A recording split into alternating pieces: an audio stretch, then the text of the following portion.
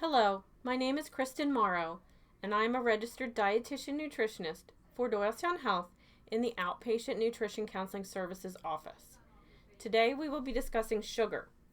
Although it is delicious to the taste, it's not so sweet for your heart. When we talk about how to have a healthy heart, sugar may not come to your mind first, but sugar is important to discuss, as it does play a role in heart disease. Sugar may lead to many conditions that are linked to heart disease, such as high blood pressure, low levels of HDL cholesterol or the good protective cholesterol, high triglycerides, high blood sugar, increased waist size, and overall inflammation. These are all risk factors for heart disease. In many research studies and with people we follow in our nutrition counseling practice, a higher sugar intake and all the extra calories in sugar definitely lead some people to gain weight. This in turn can lead to high blood pressure. It's also thought that when you eat processed foods, snacks, and fast food with high salt content on a regular basis, it may prompt you to go for sweet drinks to quench your thirst. Eating sugary foods often takes the place of other healthy foods that have vitamins, minerals, fiber, and other wholesome ingredients. These healthy foods can prevent weight gain and help you maintain a normal blood pressure. A low HDL cholesterol level is considered a risk factor for heart disease. HDL, or high density lipoprotein, or the good cholesterol, acts to gather the bad cholesterol and transport it to the liver to break it down. When you consume a lot of sugar, your HDL level tends to go down and your LDL, or bad cholesterol, goes up. Another risk factor for heart disease is a high triglyceride level. Triglycerides are the way that fat travels in the bloodstream, and it is thought that we make extra triglycerides when there is too much sugar taken in by the body. Again, sugar often takes the place of more natural foods with fiber, vitamins, minerals, and helpful nutrients that can help to reduce the risk or problems with heart disease. It makes sense that eating a large amount of sugar can eventually cause high blood sugar. When you eat large amounts of sugar and carbohydrates in general, like starchy things and sweets, high amounts of insulin are made. This process leads to adding more belly fat to the body, and extra fat in the midsection or waist can lead to problems with blood sugar management and can lead to blood vessel damage, likely leading to diabetes or heart disease. As mentioned earlier, a high waist circumference, or the size measured around the midsection of the body, is also a risk factor for heart disease. It is advised that women keep their waist circumference less than 35 inches and men keep their waist circumference less than 40 inches.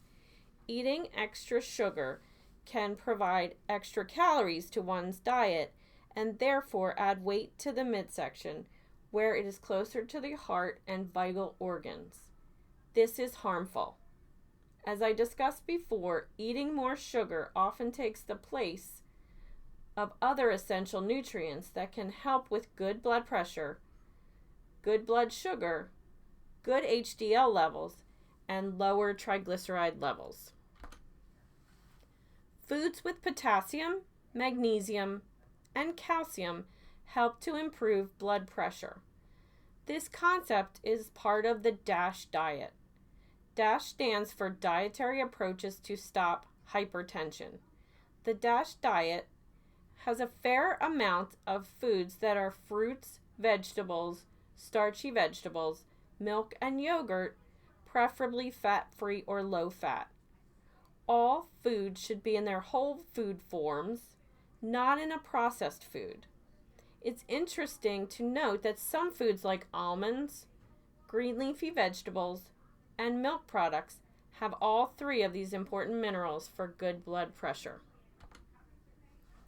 Since heart disease is an inflammatory process, anything that aggravates inflammation puts us at risk for heart disease. Grilled and processed sugary and starchy foods contain a byproduct of processing called advanced glycation end products, or in short, AGEs. This is often the result of high heat cooking, baking, and the crisping process.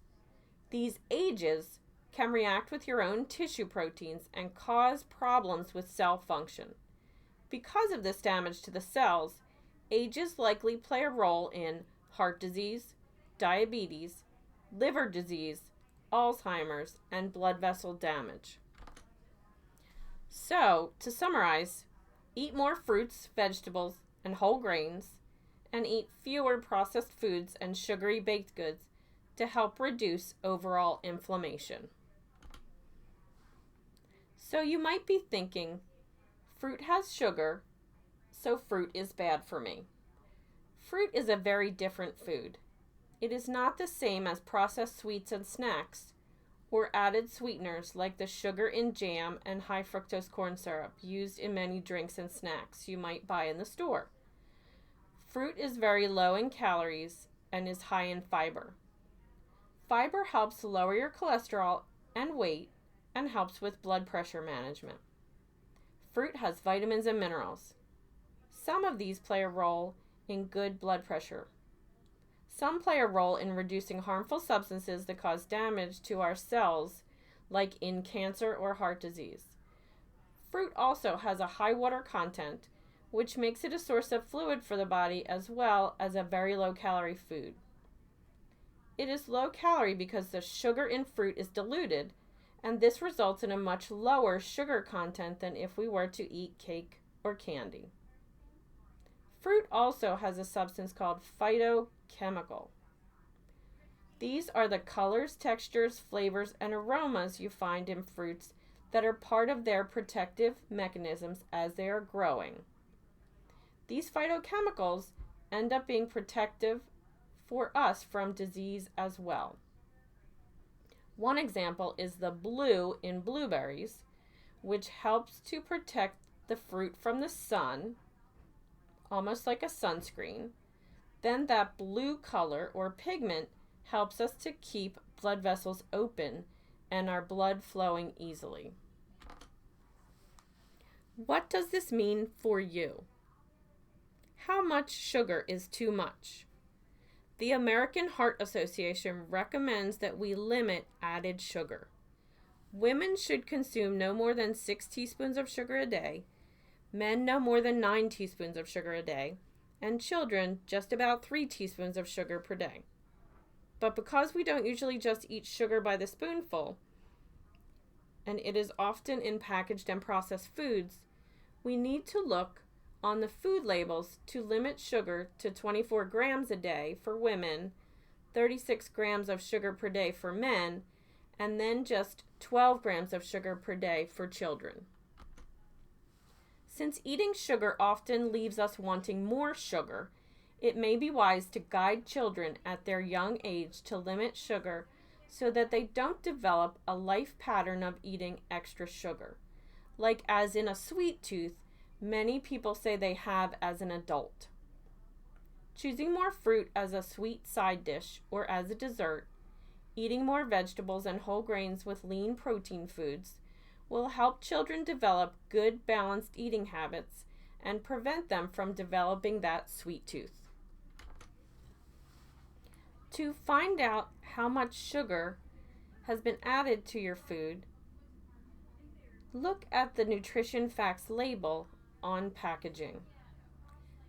This label reflects the new label coming to most packaged foods in January 2020. Many companies have already started using it. First, look at the serving size on the label. Then, look at the added sugar line listed as a total carbohydrate and below total sugars. Here, the label shows a 1.5 cup serving contains 2 grams of added sugar. If you eat 2 servings, or a total of 3 cups of this product, you will have eaten 4 grams of added sugar Thank you for joining me, Kristin Morrow, registered dietitian-nutritionist for Doylestown Health, to discuss sugar not so sweet for your heart. Contact us at 215-345-2168 for more information on programs and nutrition counseling services.